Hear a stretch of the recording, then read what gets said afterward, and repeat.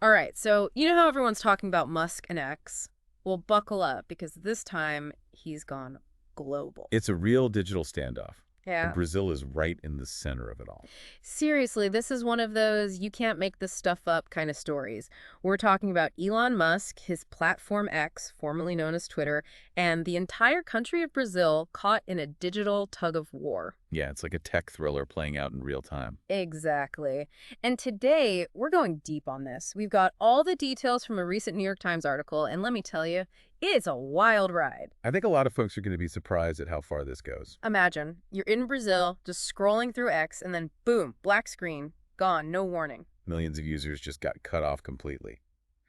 All because the Brazilian government decided to ban X. And it's not like a temporary glitch. They literally bans the platform. I mean, can they even do that? Well, that's the million-dollar question, isn't it? I mean, I knew Brazil had been cracking down on content, but wow, to just ban the whole thing, that's a power move. Right. It all goes back to Brazil's internet regulations. They're pretty strict about what flies in their digital airspace, especially when it comes to things like hate speech and misinformation. They've got these laws that hold platforms responsible for what gets shared. And, well, X wasn't exactly playing ball. Let me guess, Musk, being Musk, decided he wasn't going to take down anything. You know him too well. He basically said, "Make me," which in this case is exactly what Brazil did. They slapped X with a court order to remove specific content they deemed illegal, posts, accounts, the whole 9 yards. But Musk, he refused. So Brazil took it up a notch. I'm kind of impressed that they went there, to be honest. You and me both. They actually went so far as to shut down X's offices in Brazil. It was a huge deal. Wow.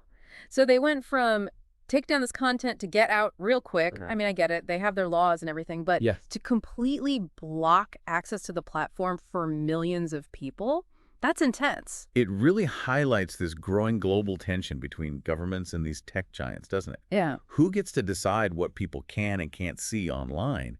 And what happens when national laws clash with, the whole idea of a free and open internet? Exactly. It's a huge question, and it's playing out right now in Brazil.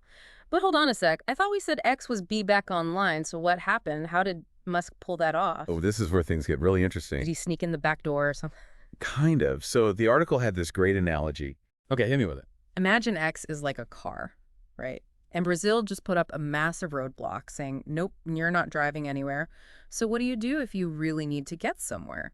You call an Uber. Okay, I get it. So who's the Uber in this scenario? Cloudflare. Cloudflare, as in the Internet Security and Performance Company. Wait. How does that even work? Okay, wait. Seriously, Cloudflare, Well, they're like internet giants themselves. How could they just like step in and say, "Hey, Brazil, we're going around you"? Well, not exactly like that. It's more like Cloudflare's the highway, right? And X just found an on-ramp that Brazil forgot to block. It's not that Cloudflare is actively helping X dodge the ban or anything. It's just, well, that's how the internet works sometimes. It finds a way. But this workaround, it put Brazil in a real pickle. So what'd they do? Did they try to block Cloudflare? You gotta love it, right? They actually considered it. Can you imagine the headlines? Brazil blocks Cloudflare, throws internet into chaos. Not a good look. Kidding. I mean, I barely understand what Cloudflare does, and even I know that would be a disaster. So they just let it slide.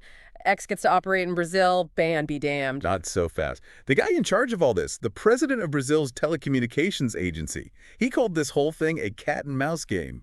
They're not backing down. Cat and mouse, huh? So they're just going to keep chasing Musk around the internet, trying to swat him down? I kind of love it, but seriously, what are they going to do? That's the million-dollar question. Cloudflare is just too big to block. It'd be like shutting off power to the whole city just to stop one house from using a hairdryer. Yeah, that's not going to fly. But wait, if they can't go after Cloudflare, what does that even mean? Does Musk just win this round? Well, that's assuming this Cloudflare workaround is a long-term solution. It might be a temporary fix, something they can use while they figure out their next move. And trust me, knowing Musk, he's got a whole team of engineers working around the clock to stay one step ahead. This is like watching a chess match, except the board is the entire internet. So where does this leave Cloudflare? Stuck in the middle. You said it. Talk about an awkward position, right? On one hand, they're all about keeping the internet free and open. On the other hand, they're basically helping a company bypass a court order from a sovereign nation. Not exactly a good look for them either. Yeah, talk about bad PR. But, all this talk about internet freedom and legal battles, it's easy to forget that there are real people caught in the middle of this whole mess. Exactly.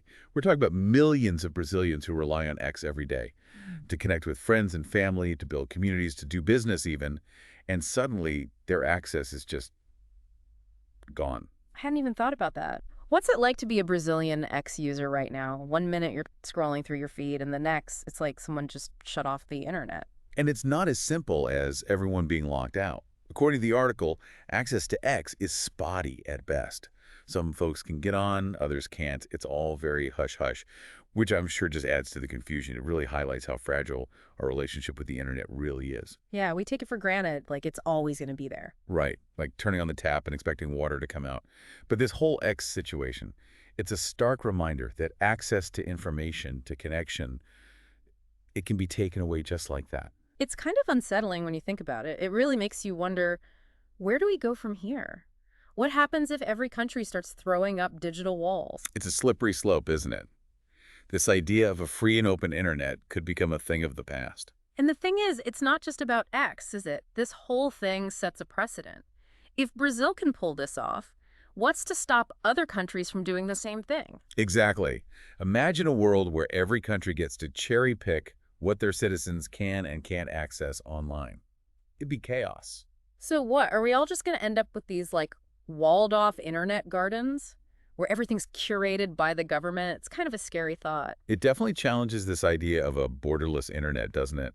We're so used to thinking of the internet as this global town square, Yeah. but in reality, it's more like a map with a bunch of little fences popping up everywhere. Yeah. And you know Musk is loving this whole thing, Well, right? absolutely. He thrives on this kind of stuff. Yeah. This whole fighting the man image, it's like it's straight out of his playbook. Yeah, but where does it end? What's his end game? Does he really just want to pick a fight with every government on the planet? Honestly, it's hard to say.